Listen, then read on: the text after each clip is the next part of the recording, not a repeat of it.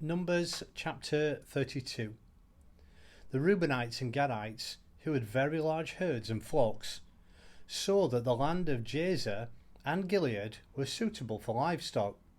So they came to Moses and Eleazar the priest and to the leaders of the community and said, Ataroth, Dibon, Jazer, Nimrah, Heshbon, Elealeh, Sebam, Nebo and Beon, the land the Lord subdued before the people of Israel, are suitable for livestock, and your servants have livestock.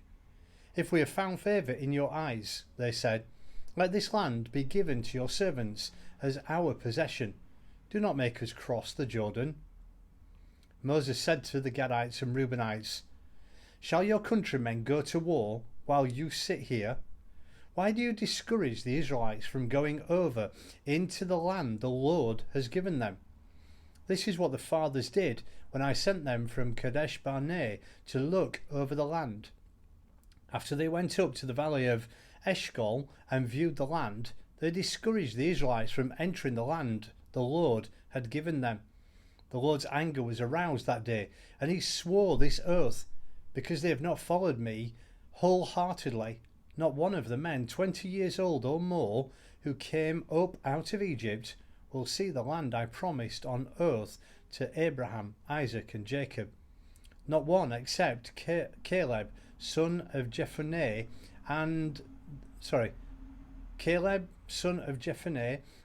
the Kenizzite, and Joshua, son of Nun, for they followed the Lord wholeheartedly. The Lord's anger burned against Israel, and he made them wander in the desert 40 years, until the whole generation of those who had done evil in his sight was gone.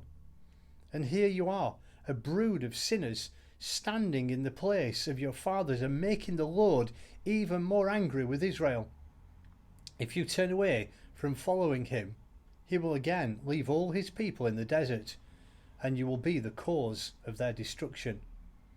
Then they came up to him and said, we would like to build pens here for our livestock and cities for our women and children, but we are ready to arm ourselves and go ahead of the Israelites until we have brought them to their place.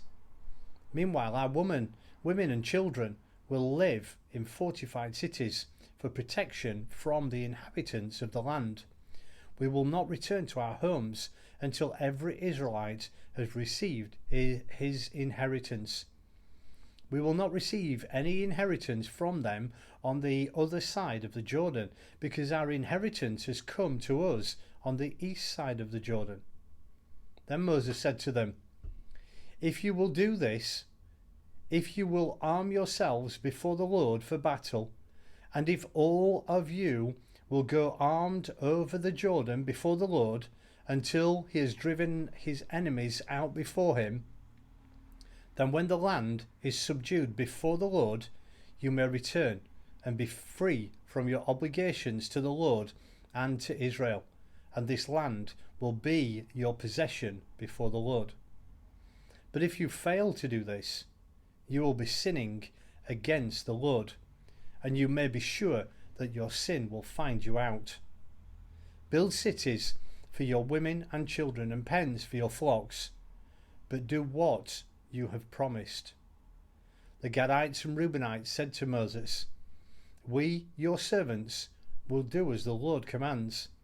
Our children and wives, our flocks and herds will remain here in the cities of Gilead. But your servants, every man armed for battle, will cross over to fight before the Lord, just as our Lord says. Then Moses gave orders about them to Eleazar the priest and Joshua son of Nun, and to the family heads of the Israelite tribes. He said to them, if the Gadites and Reubenites, every man armed for battle, cross over the Jordan with you before the Lord, then when the land is subdued before you, give them the land of Gilead as their possession. But if they do not cross over with you armed, they must accept their possessions with you in Canaan. The Gadites and Reubenites answered, "Your servants will do what the Lord has said. We will cross over before the land into Canaan armed, but the property we inherit will be on this side of the Jordan." Then Moses gave to the Gadites, the Reubenites, and the half-tribe of Manasseh, son of Joseph, the kingdom of Sihon, king of the Amorites, and the kingdom of Og, king of Bashan, the whole land with its cities and the territories around them. The Gadites built up Dibon, Ataroth, Atroth Shophan, Jazer, Jogbehah, Beth Nimrah, and Beth Haran as fortified cities, and built pens for their flocks. And the Reubenites rebuilt Heshbon, Elealeh and Kiriathaim, as well as Nebo and Baal Meon. These names were changed. And Sebam. They gave names to the cities they rebuilt. The descendants of Machir, son of Manasseh, went to Gilead, captured it, and drove out the Amorites who were there. So Moses gave Gilead to the Machirites, the descendants of Manasseh, and they settled there. Jair, a descendant of Manasseh, captured their settlements and called them Havoth Jair.